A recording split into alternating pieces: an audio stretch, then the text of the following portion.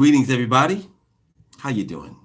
I am Sri Master Gano Grills for Galighticus. It's about 10:29 in the PM. So who's with me tonight? I see 4 likes already. You guys are great. Officer Jeffrey Raymond, how are you? Patah Sarah, Jojo Mack, Carolina, how are you? Empress Hakima, Betty Verdi, how are you? Stephanie Parker, Officer Stephanie Parker, Shan, Mikkel, how you guys doing? It is 12:12. How many of you guys performed the 12:12 Rich You Are? I hope you guys were able to execute that for yourself and make that part of your life. And that's a beautiful thing. I wanted to offer all of you something that you could use to bring in some of the energies that have been pulsating directly into our atmosphere. And it's really like a sale. If you look at a sale, if you look at Black Friday, if you look at a half off sale or a clearance sale, it's not something that you can take advantage of if you don't participate in it. So whenever we have these numerical alignments, which is what 12:12 is, it is an opportunity for people who have the intention of spiritual growth to achieve a higher degree of its oscillation of whatever the energetic signature has to offer, of which 12:12 is quite significant because it is an amalgamation of numbers that mean different things. And now I will tell you guys exactly what it means. Let's keep the thumbs going up, guys. 12:12 represents 444 plus 444. If you add the 4, it equals to 8, which is infinite possibilities. If you look at the universal sigil for infinite possibilities, it is a figure 8, which delineates or deduces into 444. So it is something that means something quite significant, and you can take advantage of it if you know how. So what I wanted to do was present a ritual that we like to call Rich You Are, because it enriches you, all of you who partake in its power.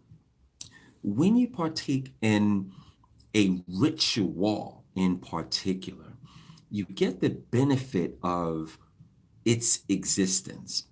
And after a while, when you perform a ritual, quite specifically, it sharpens up your ability to perform better. If you look at professional sports figures who are in the NFL, the NBA, they have to go to training camp in order to prepare their bodies for the torquing of the joints, the jump shots, adulating the fingers just so they can catch the ball or shoot an alley-oop or a three-pointer from outside of the paint. These are things that they have to practice for throughout the season. When you perform ritual on pretty much a regular basis, it sharpens your spiritual acuity. It allows you to be able to punctuate and actuate the hypernatural magic that you intend to project into the world and into your own life. And that's something that over time, it shows a great result in the evidence of how you are living your life and the things that you're able to manifest. So I hope that all of you were able to bring the energy of that into your life. Now, fear not. Some people have not had an opportunity because some of you have to work and some of you have really hectic schedules, and that's understandable. But you know what? You still have time to do it. Even if you do it tomorrow, it still will have a resounding benefit.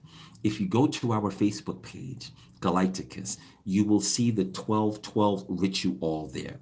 We also have posted it on Instagram. And when you look at it, it's a very, very simple invocation that calls for you to put and unite your hands together in unison and make a very simple proclamation. This comes directly from Archangel Michael and Lord Thoth. Both of them have put this together. And what it does is there is a compendium of energies that throughout the solar flares that have been constantly bombarding our atmosphere. These energy ions are still in the atmosphere. They are only intended to be used by sentient earthlings who are on the path of evolution. There are also animals who are reaching the next stage in their evolution.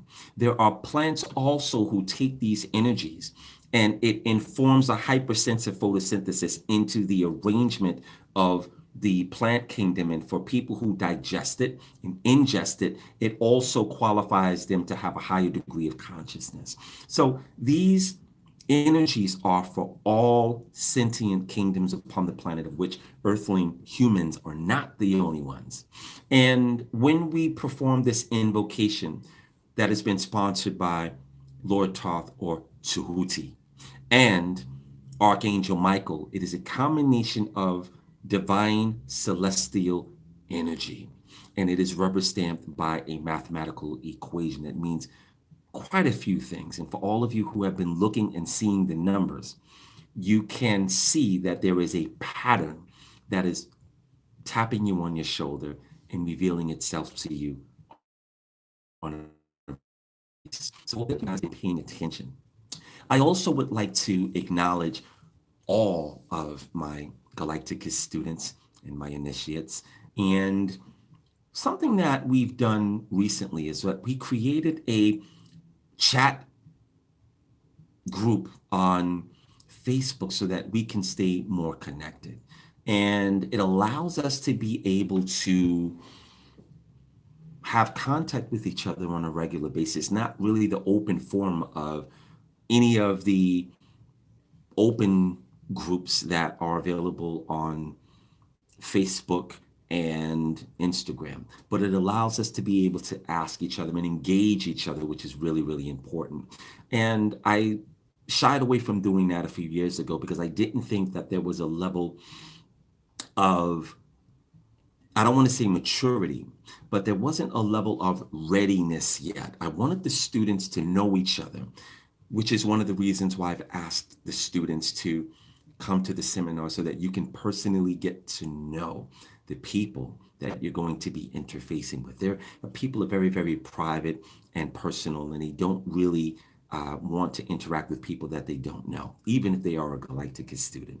So now we've gotten to a point where over the past 10 seminars that we've had, we're getting more and more students to come out and show themselves, and they're getting more comfortable with the connectivity that we have, which is a beautiful thing. And over time, what this is going to do is it's going to produce another stronger dynamic. We are already meeting in the etheric planes and in the Galighticus conference room that is not on this dimension of reality. We're already doing that. We're having all of the seminars, certain workshops, and revealing a lot of things that are due to come to this dimension over the next few years or the next few months. You guys have seen that and experienced it there first. It's really quite unique. So I posed an opportunity for people to ask some questions that they would like to have answered on Facebook. And with no further ado, I want to get into some of the questions that you guys have been posing on Facebook. So our first question that I would like to answer comes from Amiel Burgess. How you doing, Amiel? And Amiel on Facebook asks, was I in the sixth dimension in my last dream? Now, Amiel, you are presupposing that I know everything about what you dream. this is not the case. I do not know everything about your personal life. But what I will say is that, and this is applicable to all of you, there are replicants of reality that go anywhere from the second dimension all the way up to the 12th dimension. I'm going to give you guys a key. If your consciousness is not built to the point where you can make sense and use of the mechanics of a certain dimensional reality, you will not remember it at all. This is one of the reasons why, if you look at certain cultures that, for the most part, are sequestered from the Americas and other neighboring countries, they don't want to be disturbed and interrupted by technology, consumerism, or capitalism. So they like to keep their privacy avant-garde. And as a result, one of the things that they do in a lot of these cultures is that they make sure that when the family arises, the first thing they do is they get together and they talk about what their dreams were. What did you dream about? And there's always the presence of a grandmother or a great-great-grand or a great-great-great-grand in the home. And the great-great-grands are usually the oracle and the diviners of the entire family.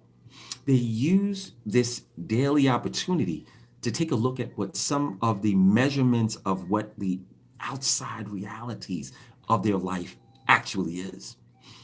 I've said this many times before.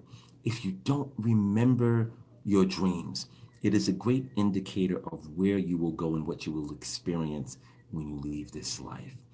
There are a lot of people that I have consulted and spoke to, and they said, Sri Master Gano, I don't dream. And I find that really sad. It's not that you don't dream, but you don't remember. You haven't built the muscle of dream recollection. And it is something that you would like to spend time doing because it is a window into your other lifetimes and your other lives, and the purpose of why you're here. Usually when most people dream, you dream a little bit into the future. You're dreaming anywhere from 3 weeks to 3 years into the future. For people who have a really strong consciousness, for people who have words of power or sequence of power, you're able to look further into your destiny. Sometimes you can look into your future lifetimes. Sometimes you can look into your distant lifetimes, even if it is not here. When the equation is projected back at you, it is something that really reads better than an MCU movie. It's something that actually you can relate to, but it's something that you begin to strive for. These are messages from your future that give you a template and somewhat of a framework to work with and to interface with so that you can arrive at your destination a lot faster. The analogy that I would like to suppose is that for someone who lives in New York, most people, if they had to go to LA, they would take a plane, unless you're R. Kelly. Now, R. Kelly doesn't like to fly, even though he has the song, I Believe I Can Fly. And maybe that's an homage to his dislike for flying. But there are some people like Whoopi Goldberg, they do not like to fly. They would prefer to take a train, automobile, or a boat to wherever their destination is. As a result, they're limiting a lot of the things that they could experience by not wasting time, but not using the time as proficiently as possible. But the case is really, why spend 15 lifetimes getting to a locality that you will eventually get to and that you can possibly get to in this lifetime? There is way too much time in the universe for us not to have all the time in the world. As paradoxical as that may seem, let me give you an algorithm. If you take 1 grain of sand and you equate that with the sum total of 30,000 lifetimes, put that grain of sand in a bucket full of sand.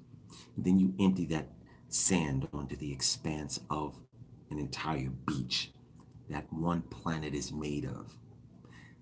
That's how much time you could potentially have to experience. Now, I know that that's really inconceivable because it goes way past the billions and trillions. It goes much further than that. There are parts of you that are very, very distantly ancient. That's a foreign concept because we live in the now. So it's not something that we consider. But when you come out of the body, it is a reality that will face you on a regular basis. And these are the mechanics of the celestial reality.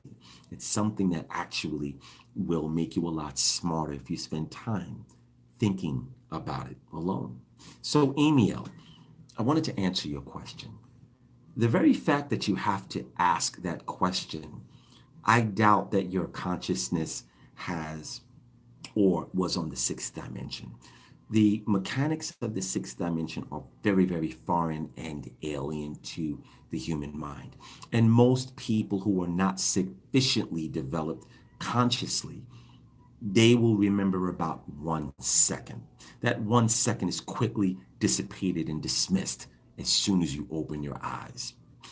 When someone has done a sufficient amount of muscle building of the dream sensor, what you're able to do is bring back inventions and books, philosophy, music, all kinds of things that are not on this dimensional reality as of yet.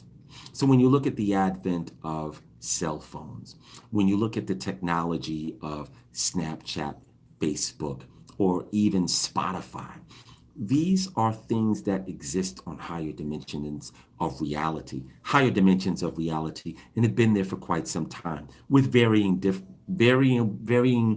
differences of how the construct is actually amalgamated.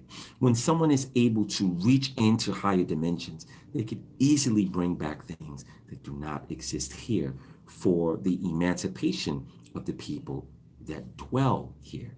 And that's how it works. So, Emil, I hope that that answers your question. Our next question comes from Anthony Upscale Photos, and it's also co-signed by Linda Lalani Brown.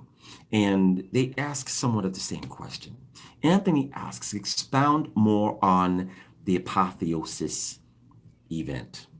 I like to say seminar. And Linda Lalani Brown says, more information about humans into gods for the next seminar. It's pretty much the same question. Well, when you look at, and this is for all of the new people who are beginning to follow Galighticus, hey guys, I want you to do me a favor. We want to hit that like button right now, and we want to get the numbers up to at least 140. So if you guys push the like button and get the thumbs up, we can kind of push this video a little further and higher in the placement so that other people can take advantage of its presence. Okay? Thanks a lot, guys. So, to Anthony and Linda Leilani, and really predominantly more for the new Galighticus followers, every day there are new people who come across the movement of Galighticus and come across our videos and dial in. So greetings to you guys and welcome. And I hope you guys will continue to grow the basis of your spiritual education with us, because we have a lot to offer. So we have been in existence since 2013. When I first began to teach, every seminar we do in 4 parts.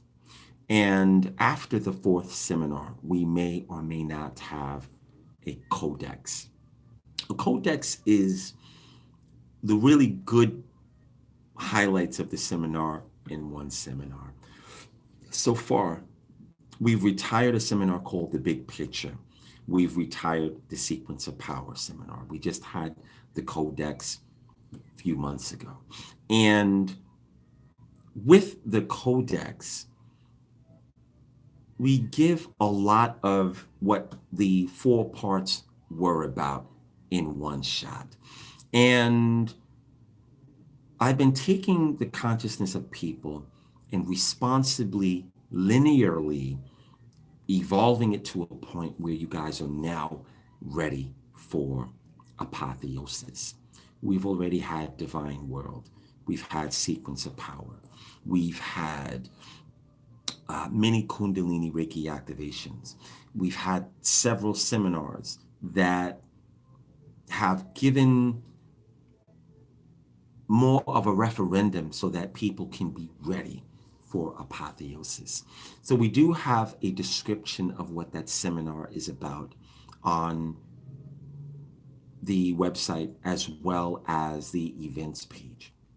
And what apotheosis is, quite literally, is the highest achievement of what a human is and will be able to achieve in this lifetime. What does that mean? Well, so far, we have the Galacticus studentship program of Ascension. It is not a mystery school. It is a mastery school. And it makes every student available and a candidate for Ascension. I've said this before. There are only 144,000 people who can potentially make Ascension. Now, some of you may think that's a staggering number. It is not. It is less than a fraction of the 1% of the at least 8 billion people that are on the planet now. So it shouldn't be difficult to achieve, but it's very difficult to grow human consciousness on our world, especially with all of the things that we have to compete with and contend with and overturn on a regular basis. Galighticus has been given a sovereign covenant from the Creator himself to really have that available on this planet. And that means a lot. A lot of people aren't really ready to know what the full implication of that is. And the Christianite doctrine and death hold and death grip on the consciousness of a lot of people is going to have to die down a little bit more before people can really digest the enormity of what 144,000 ascended souls really mean. And we will be here to explain that in great detail. Also, we have given the only opportunity for people to have a golden chariot light body Merkaba. No one else on the planet has that available. We also have been given sixth, seventh, eighth, and ninth dimensional powers that come directly from the sequence of powers. There are a good 400 of you guys that have that in your arsenal, if you will. And you guys are going to change the world. A lot of you have already begun to do that. So I've also given you guys the locations. We have a seminar called Exalted Beings where I taught you guys about the secret places that are on this planet that are ascension temples, temples of light, that are shambolic and argothic. These are places and enclaves where ascended masters come to, exalted beings come to. They are a lot of the archangels who do work on this planet. They dwell within some of these places, and they are known as some of the etheric retreats. This is something that most humans do not know. So in this seminar, Exalted Beings, I gave the locations. I showed exactly where they are. We have initiates and students who have seen these places with their own eyes, their third eye and their first eye. No one else on the planet is offering that opportunity to people. So now we have apotheosis. And in order for apotheosis to even be something that is being offered, it has to be an avatar, which is a God in human form that can take the consciousness of an earthling human soul and teach them how to transform into a God. And that is what Apotheosis, that seminar, will be. Everyone who comes to that seminar will be taught how to emerge, if they choose to, how to become a God. Only a God can teach a human how to be a God. Only a man can teach his son how to be a father. Only a woman can teach their daughter how to be a young lady. A man will not do a very good job at teaching a little girl how to grow up a young lady, a young woman, and a grown woman. Only a woman can do that.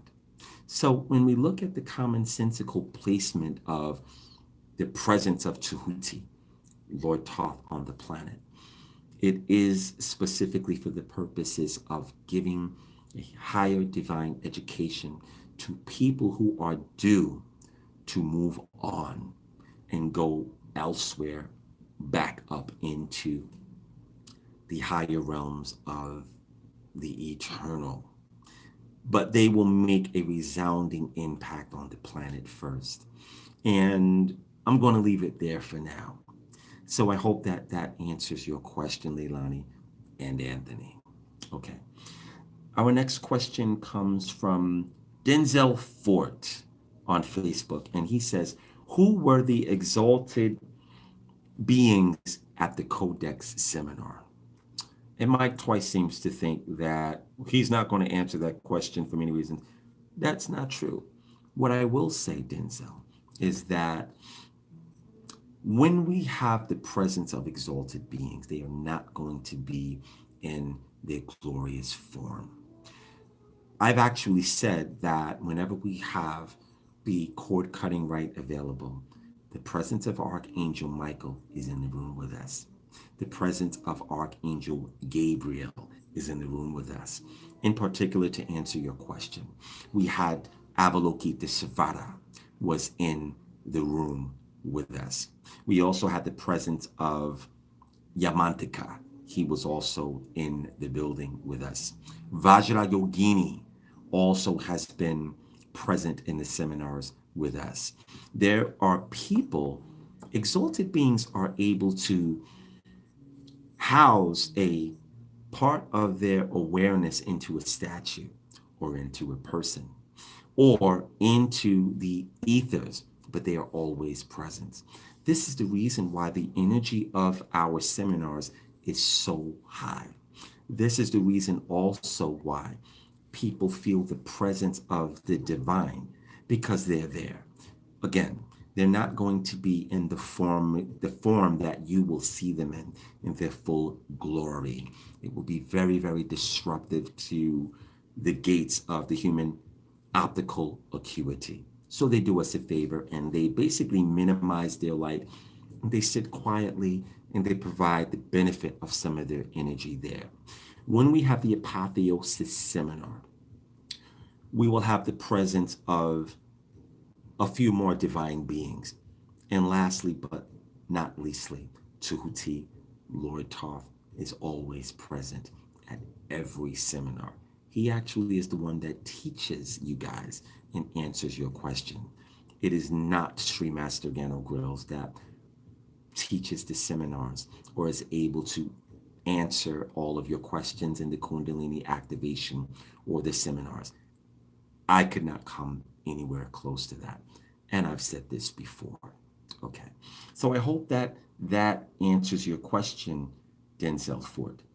Our next question comes from one of my students, Malachi Roberts. And Malachi Roberts asks on Facebook, what kept you motivated during your moments of solitude? How did you cope with the loneliness and the grit of interfacing or being initiated into Lord Thoth? Can you illustrate your experience a little bit more in depth? Well, Malachi, and I think some other people, Maisha Hoxie and Devin Payton, how you guys doing? And Metab Akal Sink, you guys kind of chimed in on that and rubber stamped that question. Well, personally, I would say again, and I've shared some of this. Um, Growing up, hi mom, if you're watching, I know mom is watching. Um, I was a very lonely kid. And, I had an older sister, and, my mom worked really hard and my father worked really, really hard. But when I say lonely, it's not because there was not the presence of other people around me. I was lonely in the depth of my thoughts. And what that means is that I thought very differently than most of my people. And I'm talking about my friends, my peers, and other people. I had a failing, I believed at the time, where I looked at things way too deep. I was hypersensitive about things. And I always looked for that depth in other people. Most of the time, I did not find that depth. And it was very disappointing. So, as I grew a little older, I learned to stop expecting and looking for the depth, and I turned that more inward. And I began to take and demand a little bit more of myself. Now, I spent a few years of being a knucklehead. I think we all have. Well, maybe not all of us, but I was a knucklehead to a certain degree. I experimented with what that means, and I got myself into some trouble so that I can add on to my human education. But as I got a little bit older, um, I've always been somewhat of a loner. I knew everybody and I could hang out when I wanted to, but I was pretty much a solitary person. And in that solitude, there was always an indwelling drive for me to, now the mother of my children, hi Lisi, if you're watching, if she could take the stage and talk to you, she would always say, well, Gano, if there was a stone to be overturned, he would look under that stone and find out what was there. It was very, very inquiring, and I had an insatiable appetite to learn and understand God, the gods, the creator. I wanted to know why we were so separated from them. I wanted to know why Earth was in the condition that it was in. I wanted to know why people suffered so much. I wanted to know why people were so mean. Lastly, I wanted to know what I could do to make a difference in the world. And that question, even though it was inside, it led me on a quest to find myself and be given, as far as I am concerned, one of the best jobs that I ever could have, which is to be a light bearer and empower other people. So, in my moments of solitude, Malachi, I would say that if this answers your question, the loneliness that we all go through is an opportunity for you to explore the expanse of who you are on the inside. What you are when no one's looking, who you are when no one is looking. What do you stand for? What will you die for? What is your truth? To develop the consequence of what it means to speak things into existence, to develop the responsibility of being all that you can be, to be responsible and earnest. That is something that you can't do when there are always distractions of relationships, people, jobs. It's in that loneliness and that solitude that those things begin to flourish within your beingness. And that is something, it's one of the reasons why, if you look at a lot of the monks, they live a monastic lifestyle, which means that they take very long vows of silence. And a lot of times they live sequestered and separated from their outward neighboring borders. They spend a lot of time in meditation. They spend a lot of time chanting mantra. They are building the template that will allow them to launch into a different outcome. And they walk with a lot of power silently. So I hope that answers your question. And if there's another question that surrounds that, and I know that there is, I'd be happy to engage it for you if I can. All right. So our next question comes from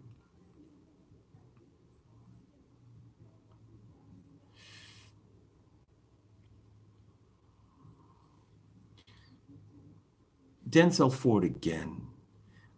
He asks, when looking at the audience at the Codex seminar, could you see individuals that will become gods? In the Codex in particular, I saw some very interesting attendees. In all of the seminars, not just the Codex, but sometimes I can see people who have the potential to become a divine being. And sometimes I can see, this is very, very rare, it doesn't happen all the time.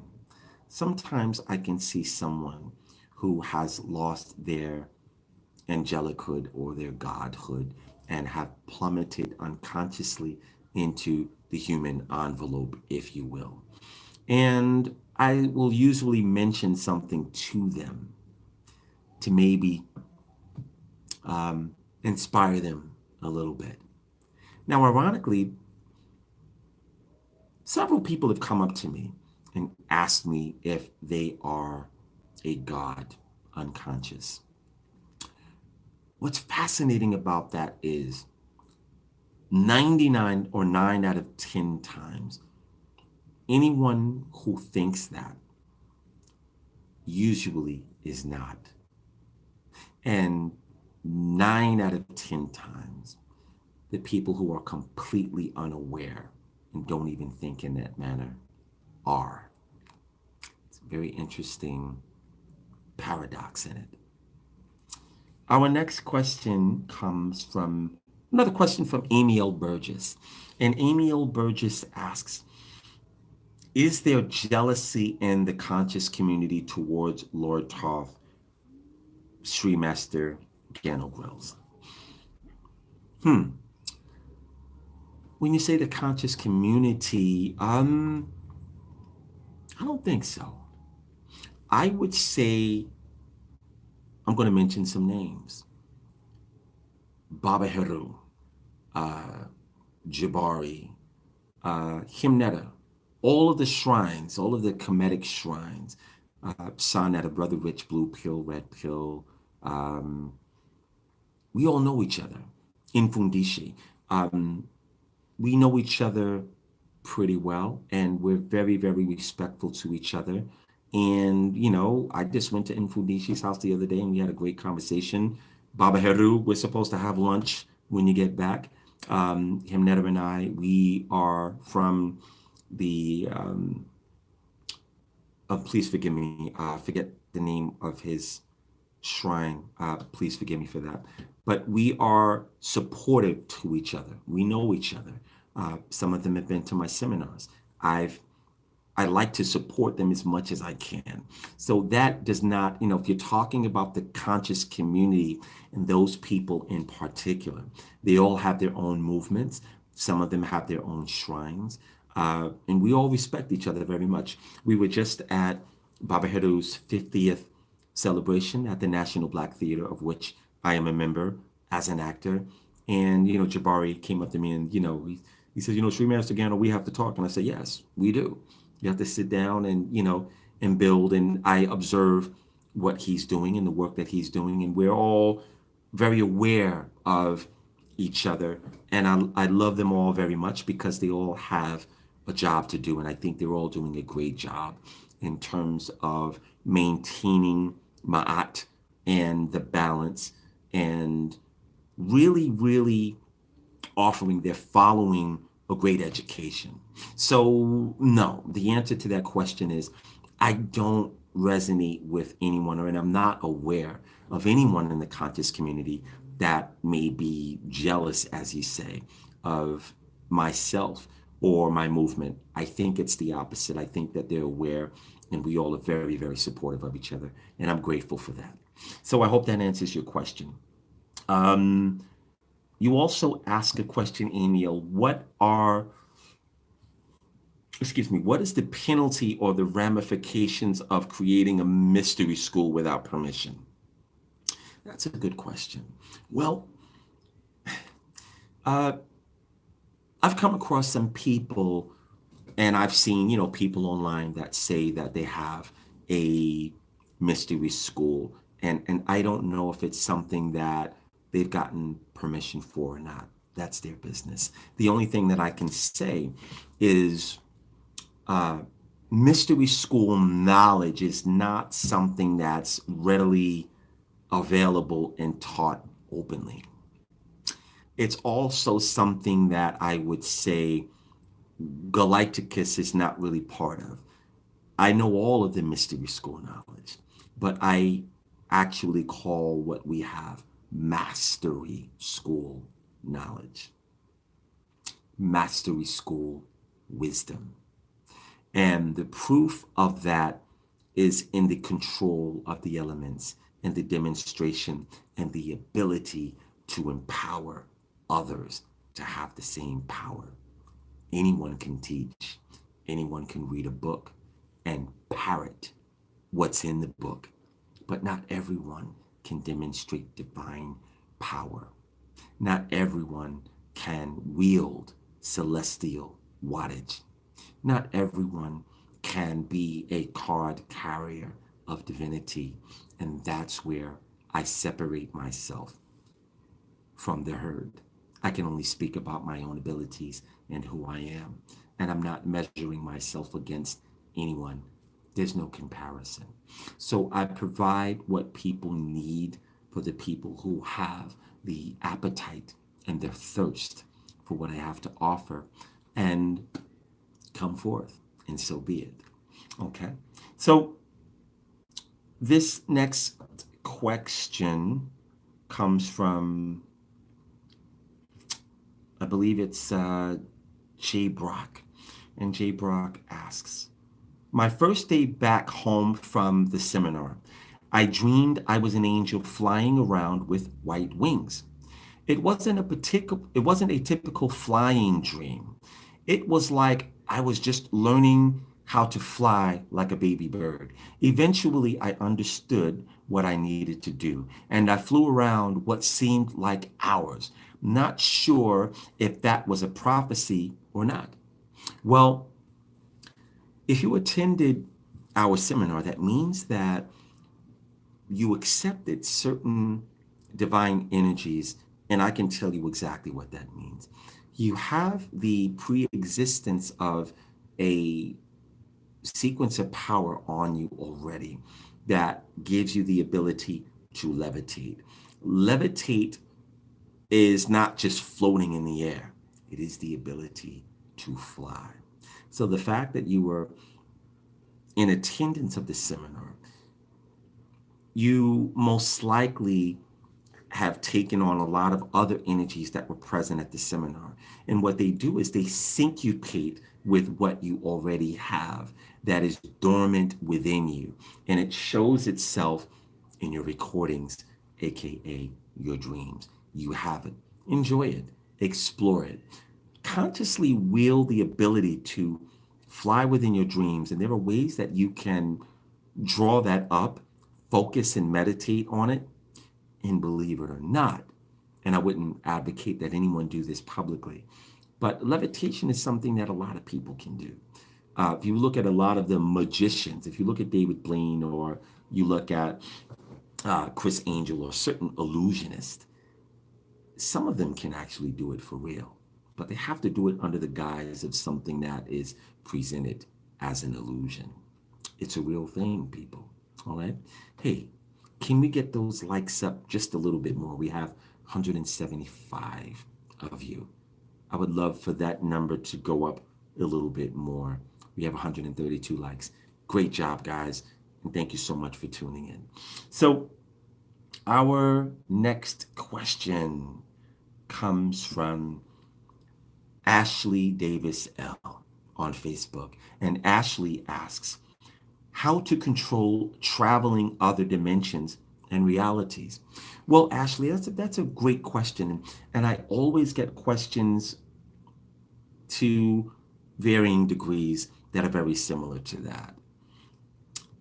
The way that you begin to control what you're able to do in other realities, this is going to sound, or it could sound, a little pompous. It is by mastering this reality first.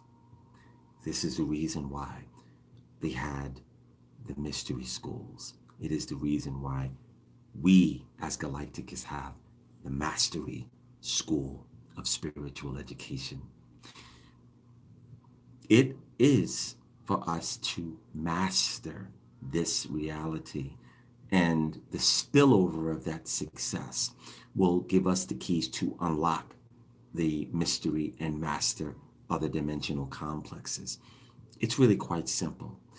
The analogy that I would give you is that when we first start off and we go to school, we start off in nursery school, kindergarten, first, second, third, fourth, fifth, sixth, seventh, eighth, ninth, 10th, 11th, 12th grade, college.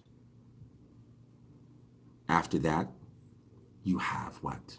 You were going for maybe pre-med, or you're going into other programs that will make you a doctor or lawyer.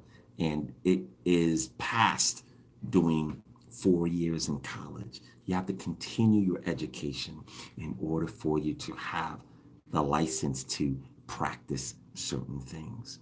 So the analogy goes like this. No one in a residency after pre-med would be able to give any of that to a kindergartner or a third grader without really forming an interruption in their ability to grasp the ideologies that they're talking about. No one in the third grade is ready for calculus or thermodynamics or power distribution or base theory, calculus, physics. It's not going to happen at third grade because you don't have the remedials of trigonometry, geometry, and some of the other things that these higher mathematical templates are built upon. One does not come before the other. It's really the same when you're dealing with looking to master something that is before what you should have mastered here. Doesn't that make sense? So, guys, if you guys are looking to do something in interfacing with the gods, interface with your ancestors first. Build a bridge to them first. Allow them to create a synthesis in your life so that there is no disruption when it comes for you to interface with the gods. Doesn't that make sense? All right, so I hope that that answers your question. Let's see. Axel Excellent on Facebook asks, how is Mansa Musa so rich? How rich was he in today's dollars? What does someone need to reach that type of wealth or beyond? And why hasn't there been anyone as rich as him since? Well, Axel, that is an assumption for you to think that there is no one who was richer than Mansa Musa. And in today's dollars, the wealth that he had, that at the time of his life, while he was still amongst the living, it interrupted the gold standard. This is a gold block that I bought when I did the Hypernatural Magic seminar in Dubai. And I bought a few of these. This is a Swiss 100 grams of fine gold. Can you guys see it? It's a beautiful thing. And I got a few of these as gifts for some of the gods that are upon my altar. It's a beautiful thing. So when we look at the wealth of someone like Mansa Musa, I don't think that it would be easily calculated, but it is um, it's a conservative guess that he might be into the hundreds of trillions of dollars, perhaps. And to answer your other question, how did he become so wealthy? It's a very simple answer. Mansa Musa had the jackpot. All of his divine parents were gods of wealth. Isn't that interesting? So I hope that that answers your question. Our next question comes from Facebook, and Mike Twice from Atlanta asks a really good question that other people also want to know what the answer is.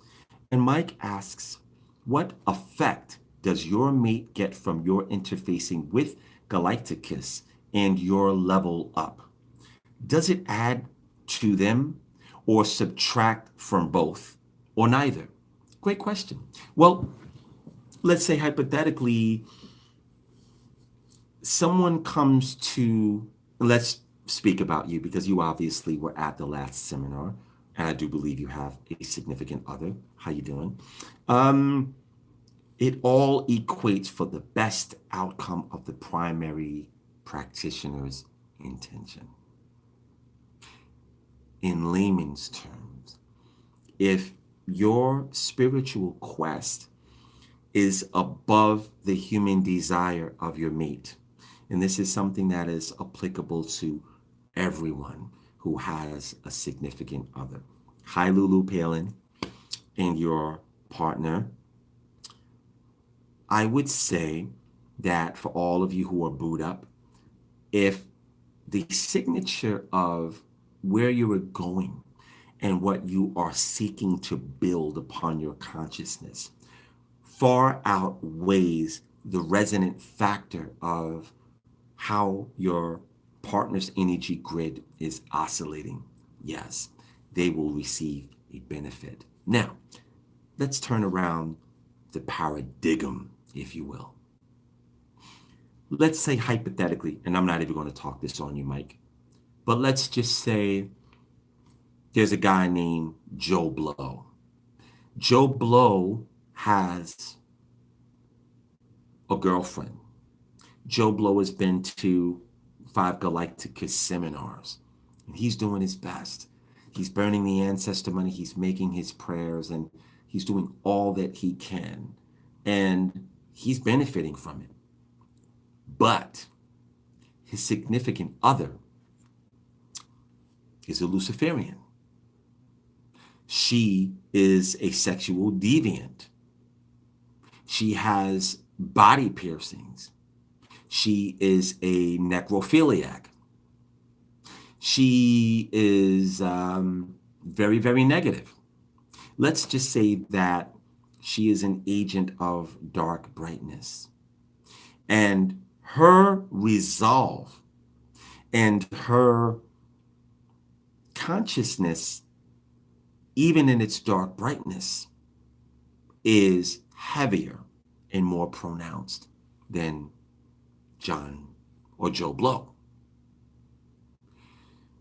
If Joe Blow continues to be or seek or sustain a relationship with his partner, eventually she will stamp out his light. She will consume his light. And he eventually will fall away and become disenchanted. And he will move more toward the allure of the dark brightness. This is something that I've seen happen before. There are some people who succumb, capitulate, and settle for the allure and the quick, instant gratification of darkness because they don't have the patience to maintain their discipline, to maintain their light, or the grace to accept the long periods of time that hypernatural magic will occur within their life. They lose hope, they lose patience. And one of the things that when I first began to reawaken, and I've shared this story before, Saint Germain was the very first being to come from beyond the veil and announce his connection to me. And what he told me was, I want to share some of it with you. He said that the spiritual world is very excited about working with you. And we need you to believe everything that is about to happen to you. And we want you to continue to have faith. I was already lit, so to speak. I thought that I wasn't going to hear anything back or witness anything for 6 months. I kid you not. Literally 2 days later, it was on in Bracken. And I have seen miraculous things happen pretty much on a regular basis ever since then. That was a short 10 years ago. I have never ceased to be amazed at how the spiritual world communicates itself, its presence, and what its intention is. And I've learned that dark brightness is cute, but it cannot come anywhere close to the power of the divine light, which is eternal. Dark brightness has an end. It has a finality. Divine light does not. It is infinite. If you look at this particular medallion, this is a medallion that belongs to the celestial Buddha. The celestial Buddha creates infinite light. By the way, Beck Breezy and Ephraim we were all at the office yesterday, and we chose 25 of our best customers, and we sent them a gift. So some of you guys on Friday are going to get that medallion, and it's our Christmas gift to you and an acknowledgement and a thank you for your support. And we also have some other big goodies coming very, very soon. And my students know what that is. I've been teasing you guys with some of the what the images are. So I want to thank everyone who has been supportive to Galacticus over the past 5 years. I thank all of you, and I hope that you will continue to grow with us. And we have a lot of good things that are right around the corner. 2020 is going to be the start of a brand new decade. And I was talking to Beck Breezy about this today, as a matter of fact. I remember when the 70s came to an end. I remember in 1979, I was feeling a little sad because I knew that an entire era was coming to a close. It was really weird. I knew, that there would be no more 75, 76, 79, 73. That was over. And when 1980 came, it was like a reset button energetically. I remember Earth, Wind, and Fire released an album called Faces. It was a double album, and it was the beginning of their end. It was the end of that kind of music. It also, I remember Columbia Records at the time, Clive Davis had already left, and it was a changing of the guard. And Earth, Wind, and Fire in particular lost the machine that really projected them into the mainstream audience of people being aware of their existence. They didn't really have anybody to promote them, and that was one of the reasons why they began to come to an end, and it broke my heart. It was awful. But the Faces album It was a double album. It was a commercial failure. But to me, I still listen to that album. It's one of my favorite albums. And it still brings tears. And I'm corny now, right? But it's still, a lot of the songs on that album still brings tears to my eyes because it is at a very, very high frequency. So shout out to Earth, Wind, and Fire if anybody's watching. But 2020 is going to be an opportunity for all of you guys to set in motion what the next 10 years are going to equate to in your life. It's very important that you guys, I'm going to give you guys a ritual right now. If you are a true light worker, light bearer, way sure, you are one who is of the light, it is important that you clean your home from top to bottom. This is way past cleaning up your messy life. Take this whole month, the rest of this month, and before January 1st of 2020, make sure you clean up your bedroom, clean your altar, clean your home, clean your kitchen, clean everything out, and get ready for a brand new decade. It is the decade of 4. It is the emergence of a brand new era. And the platinum age is right at your fingertips. It's important that you don't bring in the new year, this particular new decade, intoxicated. I know a lot of you are going to want to drink champagne. It's okay. You can have a glass, but don't bring it in inebriated. Don't get drunk or way twisted. Don't bring in the new year with a hangover if you can. Have anything or any say. How you bring in this brand new decade, how you enact, and I'm going to give you guys a January 1st ritual that will set forth literally the next 10 years of your life. I'll leave it there for now. But I would just say, get ready and begin to clean up your homes and where you live, where you spend most of your time, where you lay your head at night, where most of your presence is, even if it's at work, clean it up, get it ready, and you'll hear back from me really soon. We're not done yet. So, all right, let's look at another question.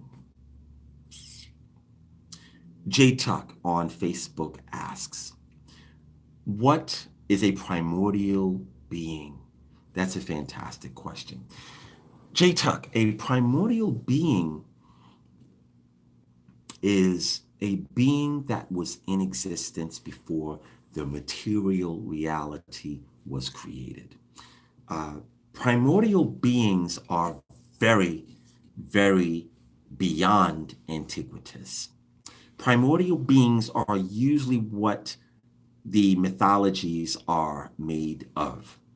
When you look at mythologies, most of the time, the beings that are mythological, they are primordial beings. When you look at Ptah, when you look at Nun, when you look at the Odud or the Ennead, when you look at the Titans and even the pre-Titans, these are all primordial beings. They existed according to some of the Parakis and the Odus and the mythologies before the universe was created. They are before time itself. That's what a primordial being is. All right.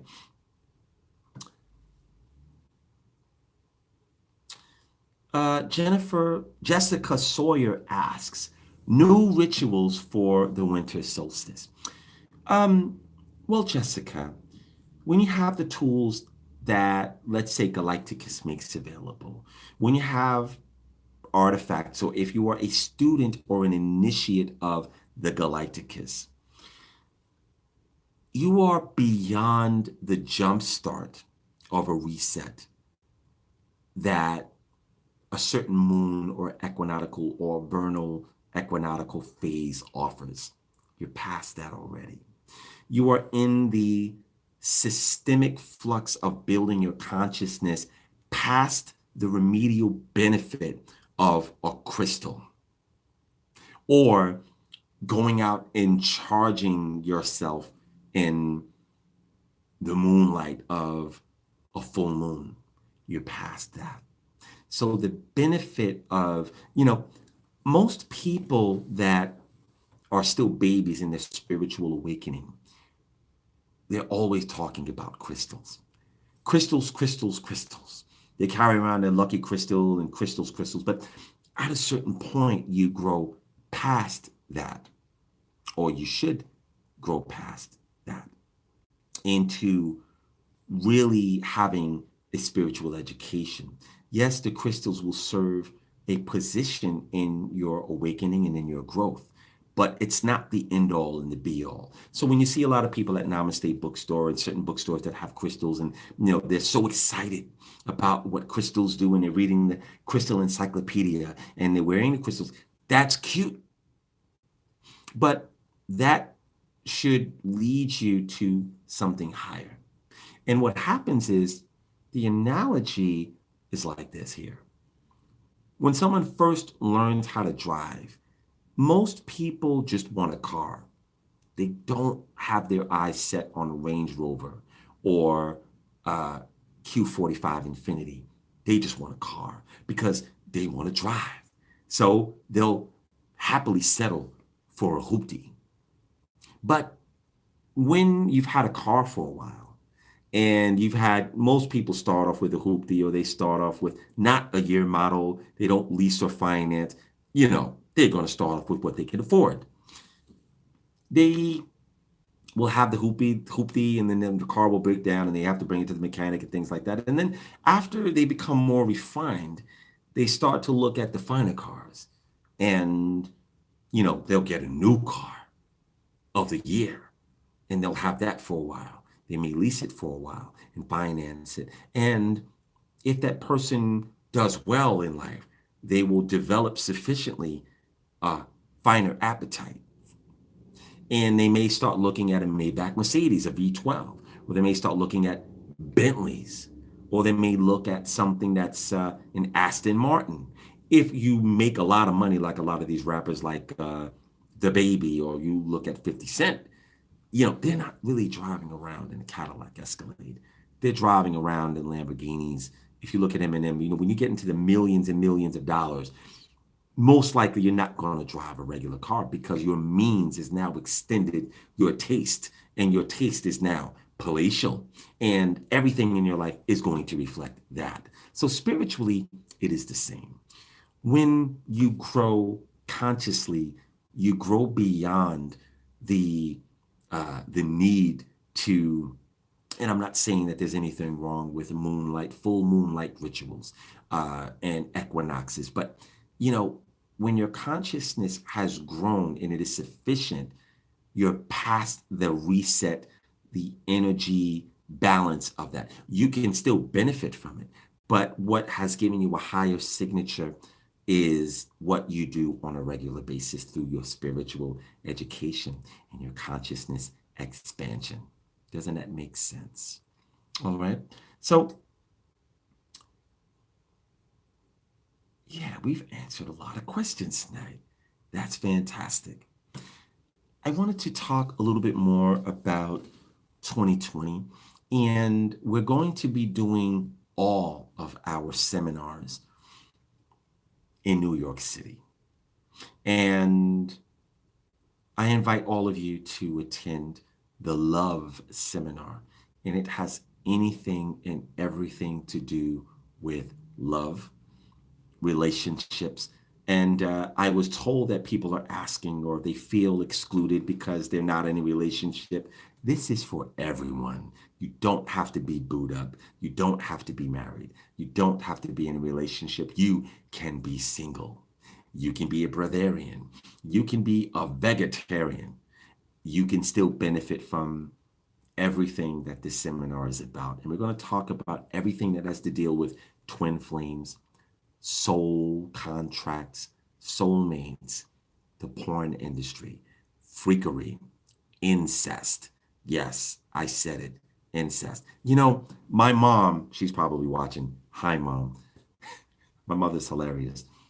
I go to see her the other day. So she says, she was setting me up. You're good, mom. You had me going. She says, so, son, you're going to be giving a seminar soon. Yeah. What's it called? The love seminar? I said, yeah. She says, oh, yeah, yeah. Yeah, that's pretty, that's deep right there. Are you going to be speaking from your own experiences? Yes. Oh, okay, yeah. Well, yeah, the love seminar, you have some experience there. Yeah, that's going to be great. You're going to be speaking from your own experiences. Yeah. Incest. So, have you experienced that? Bless her heart. No, mom, I've not experienced incest. Thank gods. Shout out to everybody who has been thrust into incest. Um, there are some very, very real reasons why incest exists, physically and spiritually. And we're going to look at it. We're going to examine it with a fine tooth comb. And my impetus of doing that is to help people come to terms with how it got here, why it exists, why it is perpetuated, and why it is so underreported. Incest is very, very prevalent. And I'm going to teach you the origins of it and the significance of it. Not that it has significance, but the relativity of it. And it's going to create healing in a lot of people. And that's what it's all about. So the love seminar is going to be on a Friday. We're going to push the boundary a little bit. We've always done our seminars on Saturday and Sunday, but we need to have a lot to teach you guys, have a lot of stuff to give you guys, and I can't always do it on a 13-hour day. So we're going to break it up a little bit. And Friday, January the 24th of 2020, we will be meeting at the West End on 43rd Street, Times Square, which is a very poppin' neighborhood. And we will explore anything and everything about couples, relationships, love, sex, all kinds of things. Some things are going to drop your mouth open. You're going to say, and sarate. So I invite you guys to attend that. A lot of you have gotten your tickets already. Don't wait till it sells out because it could happen. And on Saturday, January the 25th, we will be doing another Kundalini activation for all of you guys who want to have your Kundalinis activated and have a little piece of Tahuti that dwells within inside of you. That will be available. And then finally, the Apotheosis seminar. I spoke about that at the beginning of this, so you guys can go back for you guys who are just coming on. The Apotheosis seminar, I will give you guys the teachings of what it is to actually, if you decide to, begin transforming yourself into a God. And like I said before, only a God can teach a earthling human how to be a God. Only a dog could teach its puppy offspring how to be a responsible dog. Only a full-grown woman can teach her offspring, little girl, how to become a young lady and a responsible grown woman, hopefully. Only a real man can teach his offspring son how to become a good little boy into a responsible young man. And one day be a full-grown ash, ASH, man, right? I'm doing that right now for my three sons. Hi, Isaiah, Jeff, and Bojack, if you're watching. Love you guys. And I'm in their ear all the time. They're like, we know, Dad, we know, yeah. And one day they'll just hear my words echoing in their ear. That is a responsibility of Lord Thoth's presence on this planet, along with lots of other reasons why we do the things that we do in the Galighticus movement. Okay, so I invite you guys to take part in that. And I hope you guys, if you guys are looking for the newsletter, I invite you guys to go to the website, sign up for the newsletter, and in another few days, we will send you guys, if you are just now joining up, you guys can be part of that, and you can get the 2 words of power. One that destroys demons, jinns, and the other one is angelic protection, 6th dimensional angelic protection.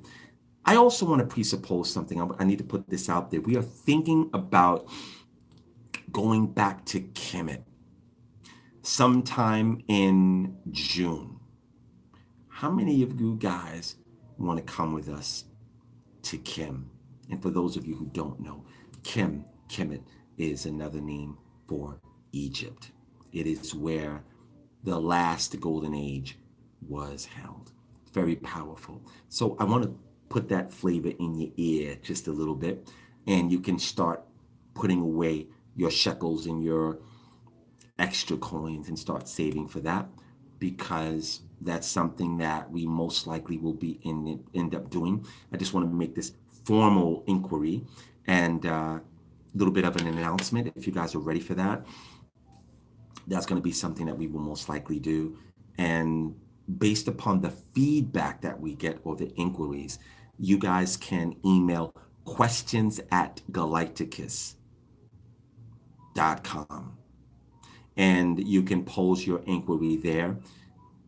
Maybe sometime within the next week or so, we will have the paperwork for that. You will have to apply for a visa, and we have payment plans available. We will have that if we decide to go to Kim. If we get a good turnout of people who really want to go with us, it will be sometime in June or July. Not exactly sure, but it won't be before June. Okay. And if you guys have any questions at all, feel free to join our Facebook group. It is called Galighticus, and lots of people are sharing their testimonies there. You can see the names and the faces of all of the wonderful people who are experiencing really powerful things that I'm really, really proud that they share. When you engage in that kind of interface, it helps to build your perception and your consciousness by looking at what other people experience. It proves that it is possible. It proves that you could be next. It allows a placement in your consciousness for the occupancy of divine presence and divine representation. And we need more of that on the planet. All right. So I want to thank you guys for joining us for another questions and answers. If you have any questions that you would like to be answered, I would prefer if you do it on the platform of any of our social presence, which is on Instagram, or you can go to questions@Galighticus.com and those questions will get to me, or you could join our group, which is located on Facebook. And again, shout out to all the students in the Galacticus studentship program of Ascension. And I hope you guys all will participate in doing your last opportunity will actually be at midnight tonight. That's in another 12 minutes for all of you people who are on this side of the equation. All right. And I will see you guys in the dreamscape. I am Sri Master Gano Grills for Galighticus, and I will see you on the next episode. Sat Nam.